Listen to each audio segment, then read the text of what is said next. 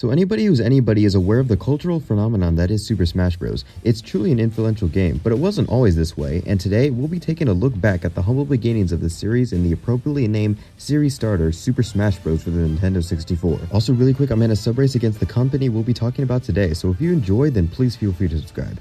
Anyway, let's begin. So our story begins in the late 90s where series creator Masahiro Sakurai envisions a beginner-friendly fighting game but then decides to include recognizable characters instead of the placeholder models created for the then-known name of Dragon King, the fighting game. Later, the project was greenlit to feature Nintendo characters and the crossover giant that we know today was born.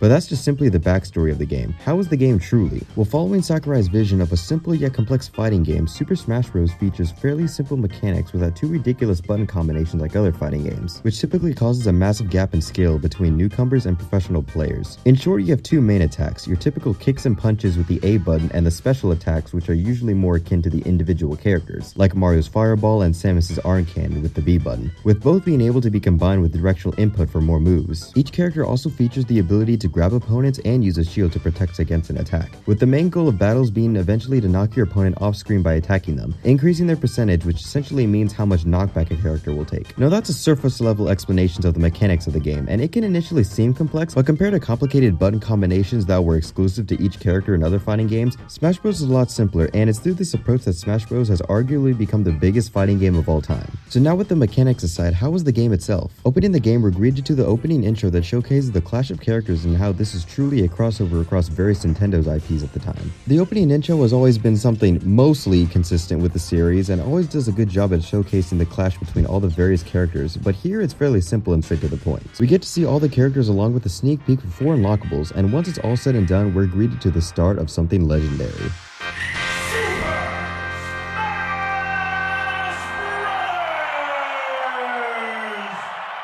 Well, hearing loss has always been on the agenda, but more importantly, this is truly it, Super Smash Bros. Upon opening the game, we're greeted to a couple of options, with the most prominent being the versus mode, because of course I have friends to play this with. And here's where the core of the game takes place. Simple battle amongst each other, either to knock each other off stage the most in a time limit known as time mode, or fighting until you run out of lives known as stock mode, which is typically the more popular option. However, before any of that, we need to choose a character, and Smash Bros offers a few characters to choose from, but of course nothing like nowadays, mainly due to hardware limitations, and the fact that this is the first game in the series, and most characters that appeared later didn't even exist at the time, so of course this lineup is small, but that doesn't mean it isn't quality. Right off the bat, everyone who was the face of a franchise is here, and this roster makes total sense as no one feels out of place or wasting a slot, with the only oddball maybe being Yoshi, but he already established himself as a prominent character, so his inclusion still makes total sense. However, we move on to the unlockables, and this is where things get a little weird. The first one is Luigi, and this one is the least harmful as it makes sense for Luigi to be here seeing as Mario is, and Luigi is just as big, if not more popular than Mario, and luckily Sakurai didn't give Luigi the boot like Miyamoto did this generation. Anyways, Luigi is fine, but the only gripe is how similar he is to Mario, and this goes for most of the other unlockables. The base characters are all unique, but it's assumed that most of the unlockables were added due to ease of coding, starting with Luigi, basically being a clone of Mario except with a green coat of paint and pitched up vocals.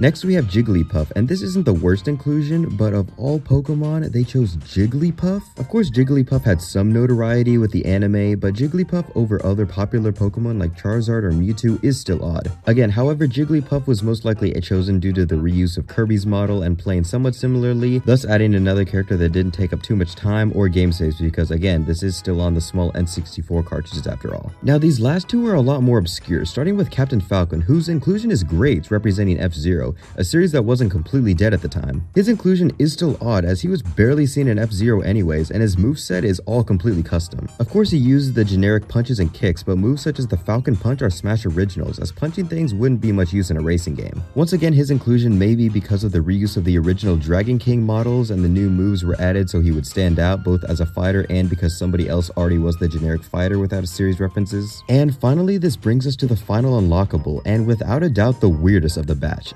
Ness. While every other character has some obvious reason to be included, Ness is just kinda there, unlike every other character, and being mostly foreign primarily for the West due to us only getting Earthbound at the time, and it unfortunately didn't sell too well anyways. This may have been due to the Mother series actually being fairly popular in Japan and then having 2 games instead of us having just the one, and we all know how much Sakurai loves his RPGs. Regardless though, his inclusion is still welcome just to how different he is to everyone else. And that's every character within Smash 64, and to be honest, this is a very solid roster. faster. Yes, there may be some mild duplicates, but every character still feels important and a great representation for their respective series, for the most part. And after finally choosing a character to play as, we're greeted to the stage selection screen, with 8 stages to choose from, along with 1 unlockable and 1 option to have a random stage selected. For the most part, all of the stages are pretty great and really feel like you're within the world from each of the initial 8 characters. A real quick glance about all of them: Peach's Castle is okay, it's not the greatest, but it doesn't really seem like Mario all that much, unless the random blocks and geometry is supposed to be a callback to Rainbow Ride, but I doubt that. Yoshi's Island is a great stage, very basic but big and really great for fighting out on. Congo Jungle, again, great, but with a barrel below the stage that can help you recover, but having the floor being not entirely solid equally can cause you to fall off more. Hyrule Castle, this is one of the best in the game. It's nice and big and feels like you're on top of the Hyrule Castle, especially in comparison to Peach's Castle. Planet Zebes, a pretty good stage, but with acid occasionally submerging the stage, causing everyone who touches it to take a lot of damage. Some people don't like this, but for this game and how it controls and plays, I don't mind the hazard all that much. Dreamland, a fairly basic stage, great for battles as the layout follows what would later be known as Battlefield, but with wispy woods in the background blowing in either direction, which could cause a few casualties. Sector Z, a really great stage, and this is probably one of the best renditions of the stage that would later be known as Corneria due to the large size of the Great Fox compared to how small it is in other games. Saffron City, a pretty cool stage fighting atop buildings as the name would imply, Saffron City, with Pokemon sometimes emerging and causing chaos during matches. And finally, Mushroom Kingdom, the unlockable stage, and this is a pretty good one and definitely a better representation of the Mario series than Peach's Castle. It features pipes that you can go down with one spawning you above a death hole, so yeah, that's pretty great. And that is just about everything Smash 64 has to offer in terms of core gameplay. Pick a character, pick a stage, and then duke it out with friends or CPUs if you have none. It's fun, it's simple, and it's very addicting, which allowed for this series to become one of the greatest multiplayer experiences of all time. But what if you don't have friends and don't want to play with others? Well, luckily Smash 64 has you covered with its one-player game mode that would later go on to be known as Classic Mode. In short, the mode is a series of battles against varying opponents ranging from a giant Donkey Kong to the fighting Polygon team, which is just distorted models of all the characters. Throughout the battles, you get 3 mini-games to play, being break the targets, board the platforms, and race to the finish, and after all the battles, you finally go after the final boss, Master Hand, the supposed boss of the series. Take him down to 0 and you win the game in glorious victory.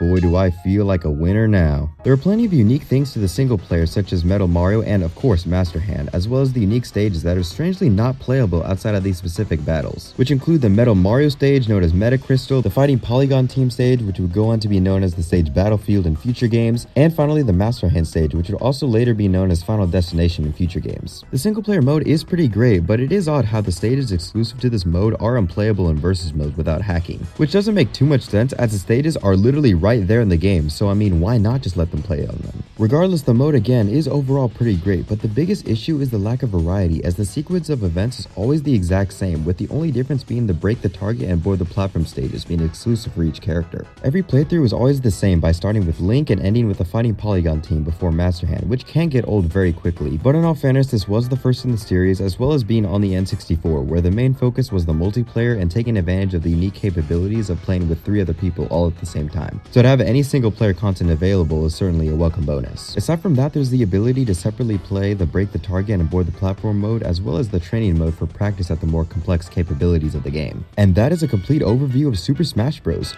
Overall, I think the game is a very solid game and one of many games that put the N64 as well as Nintendo themselves on the map, especially during a time where newcomers like Sony were stealing the spotlight. It's a great game that has elements that were further expanded in future games, but nowadays, it's not something that I don't really ever come back to often. The game certainly has a lot to offer, but a lot of its replay value derives from the multiplayer, which at this point, where there's a lot more better, more refined games in the series that are either more recent or just better games to go back to, Smash 64 is just kind of left by itself. Like I said, the game is focused on the multiplayer because outside of that, you can easily complete and see everything this game has to offer in about an afternoon, leaving nothing to really ever come back to nowadays. With the more refined and tighter controls of every other game following this one, this game feels somewhat clunky in the modern age, hence why I don't mind the stage hedges all that much. It's a good game, and for what it represents and started, it will always be a staple in Nintendo history, but coming back to actually play it, It's fun to see how the series has changed so much over the years, but after an hour or two, I'll just go back to literally any other Smash game, simply due to the simplistic nature of the game. It's a great game and there's no arguing that, but nowadays it's more of a time capsule to look back on than actually play. And yes, I'm aware of the competitive community around the game, but in the grand scheme of things, it's relatively small compared to other games like Ultimate or Melee. But what are your thoughts? How does Smash 64 hold up today? I do recommend it to look back on, but don't expect it to be taking Ultimate's place at the family gatherings or anything. If you have your own thoughts and opinions, then definitely let me know down in the comments because I'm curious how you feel about Smash 64. If you enjoyed, then feel free to leave this video a like and subscribe, and maybe I'll go over the other games in the series if you enjoy this first one. But other than that, I hope you enjoyed, and I'll see you in the next one. Take care.